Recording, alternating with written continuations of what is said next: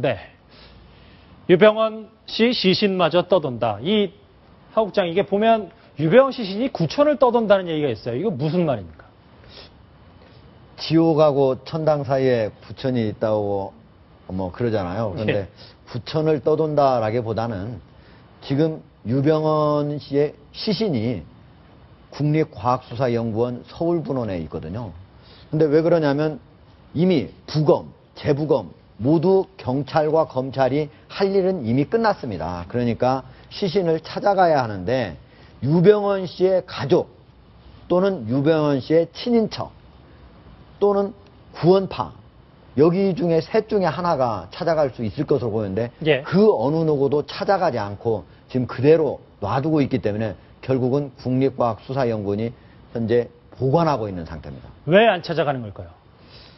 처음에는 유경현 씨, 즉 유병헌 씨의 여동생이죠. 여동생, 예. 유경현 씨하고 바로 그 남편 오감열 전 체코대사가 바로 서울 국립과학수사연구원 분소에 와가지고 직접 보기도 하고 또 재부검이 끝나면 찾아갈 것처럼 얘기를 했습니다. 그런데 지금 현재 찾아갈 수 있는 상황이 되니까 급한 일이 없다라는 그런 의사를 보이면서 찾아가지 않고 있다고 그러고요.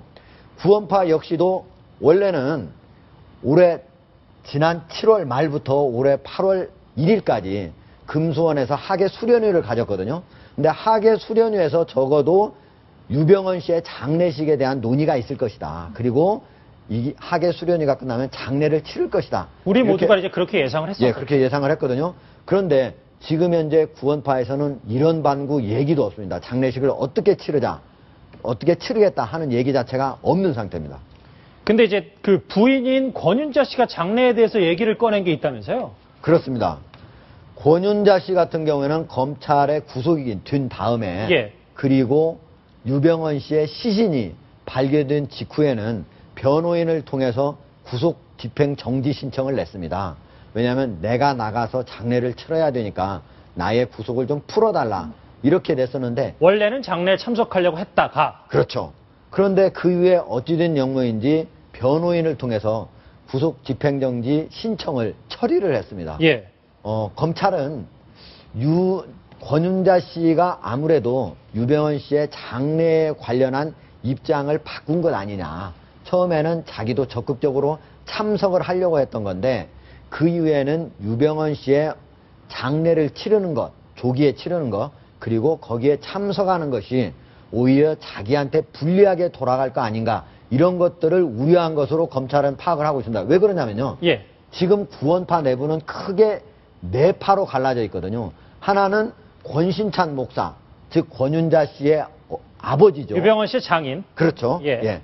거기는 일반적인 구원파, 일반적인 기독교와 비슷한 구원파의 사람들이 많이 있습니다. 예. 그리고 현재 가장 주류를 이루고 있는 유병헌 씨를 따르는 구원파.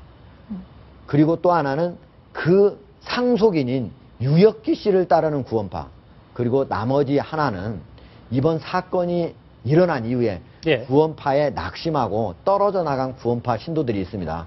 이렇게 서로 달라지면서 유병헌 씨의 장례식에 대한 의견도 서로 갈린 거 아니냐, 합의가 되지 않는 거 아니냐 이런 얘기가 나오고 있습니다. 근데 이제 부인인 권윤자 씨는 그런 변호인을 통해서 참석을 안 한다고 했는데 큰아들 대균 씨는 뭐 장례식을 가겠다 이런 입장 계속 지키고 있다면서요. 그렇죠.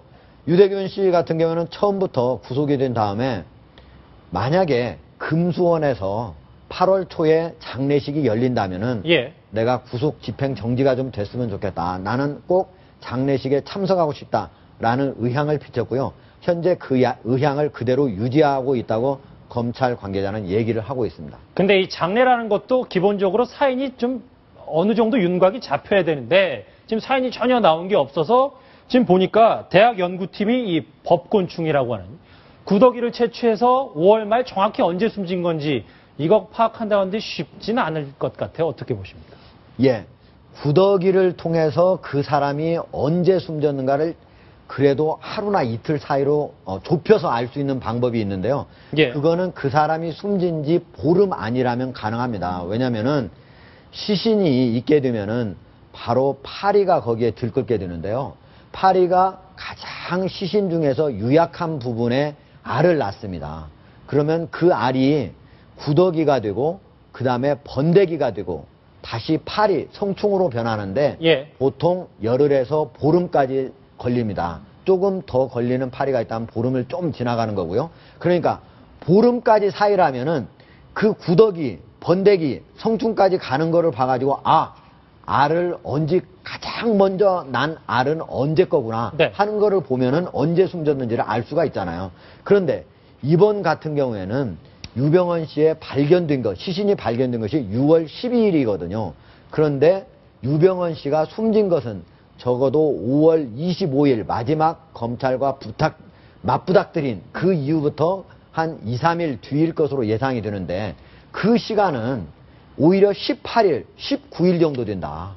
따라서 15일을 넘어가기 때문에 그리고 구더기를 채취한 시점은 더 늦습니다. 6월 12일 날 바로 구더기를 채취를 했더라면은 그래도 좀 나았을 텐데 저것은 그 다음에 이 시신이 유병헌 씨의 시신으로 확인된 다음에 구더기를 채취한 것이거든요. 그러니까 그거는 유병헌의 시신이 이미 발견된 이후에 계속적으로 있었던 바로 구더기 내용이다. 그렇기 때문에 쉽게 언제 숨졌는지를 파악하기는 좀 어렵다. 다만 법의학자들은 적어도 한 2, 3일 또는 3, 4일 안으로까지는 좁힐 수 있지 않을까 이렇게 기대를 하고 있습니다. 정확히는 모르겠지만 어느 정도 그 기간 구간을 좁힐 수는 있다. 이런 그렇습니다. 알겠습니다.